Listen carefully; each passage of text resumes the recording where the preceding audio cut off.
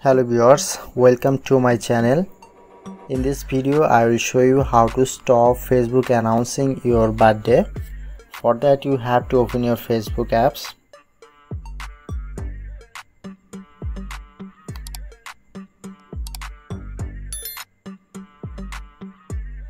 Tap on profile icon,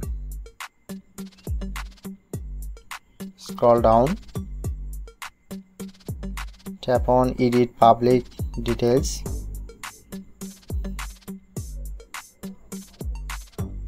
scroll down,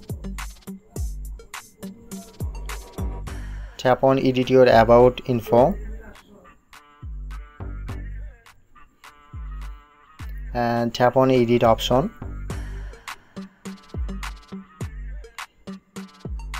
and now change this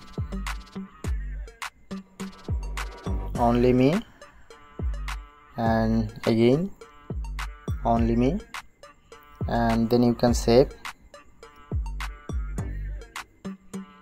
Okay, now done.